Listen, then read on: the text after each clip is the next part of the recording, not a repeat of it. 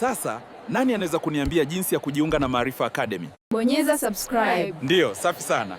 Ushawahi kujiuliza kwa nini watu wengine wanafanikiwa mapema na wewe unaendelea kubaki pale pale? Sio kwamba wao wana bahati kuliko wewe, sio kwamba wao wana connection kuliko wewe. Ukweli ni huu: wao walichagua kuepuka michezo ambayo wengi wanaona ya kawaida.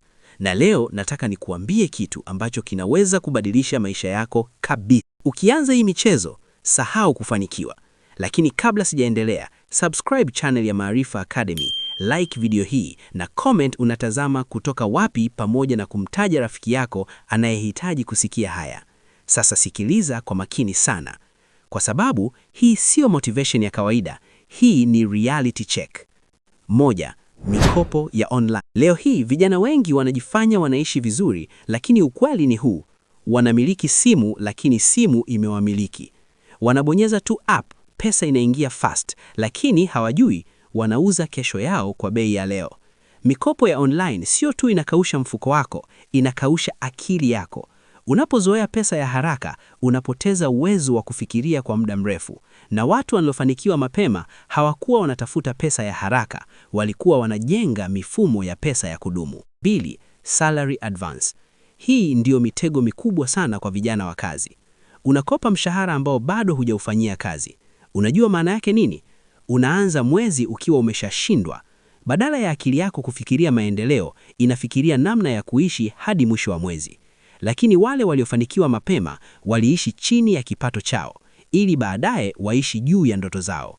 3, betting. Hapa ndio wengi wanashindwa kukubali ukweli. Wanajua ni hatari, lakini hawaachi, kwa sababu wanataka shortcut. Lakini sikiliza hii vizuri: hakuna mtu aliyejenga utajiri wa kweli kwa kutegemea bahati. Betting inakufundisha kitu kibaya sana. Inakufundisha kusubiri badala ya kuchukua hatua. Wakati wengine wanajenga biashara, wewe unasubiri mechi iishe, na maisha hayasubiri. 4, crypto hype na ponzi. Kila siku unasikia invest hapa utajirike, opportunity ya mwisho, usikose hii. Lakini ukweli ni huu: wengi wanaokuambia haya tayari wameshapata faida kutoka kwako.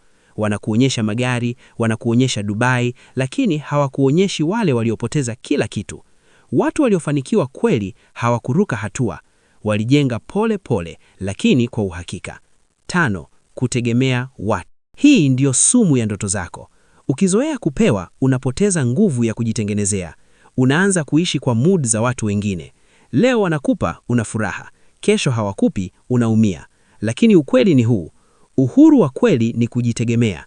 6, fake lifestyle. Hii ndiyo trap ya mitandao ya kijamii. Unataka kuonekana una maisha makubwa kuliko uwezo wako halisi. Unavaa brand, unakula expensive, lakini ndani umejaa pressure. Unajua nini kinatokea mwisho? Unajenga picha, lakini unabomoa maisha. Watu waliofanikiwa mapema hawakuwa wanajionyesha sana, walikuwa busy kujenga. 7, procrastination. Hii ndio kila wa ndoto nyingi kuliko zote. Unaambia nafsi yako, bado muda upo, nitaanza kesho, nikijipanga vizuri. Lakini ukweli ni huu: kesho haiji kama hujaanza leo. Miaka inapita kimya kimya, na siku moja unakuja kushtuka, wale uliokuwa nao level moja wako mbali sana. Sasa sikiliza hii kwa makini sana. Ukianza hii michezo, sio kwamba unacheza, unaharibu maisha yako pole pole. Na kitu kibaya zaidi, hutambui mpaka muda umeshapita. Lakini kuna habari njema: bado una nafasi ya kubadilika. Chagua njia ngumu leo ili uishi maisha rahisi kesho. Na kumbuka, watu waliofanikiwa mapema hawakufanya mambo tofauti sana, waliepuka tu vitu ambavyo wengi wanaona vya kawaida. Sasa niambie kwenye comment, ni ujinga gani hauwezi kuufanya tena baada ya hii video? Na usisahau subscribe, like na share kwa mtu ambaye unajua bado yupo kwenye hizi michezo.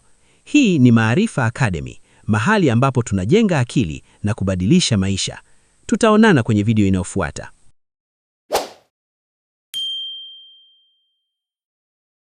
Soma hii comment afu angalia video inayofuata. Kwenye chaneli yetu ya Maarifa Academy, bonyeza kitufe hiki chekundu ya subscribe hapa chini. Naam, sasa umejisajili.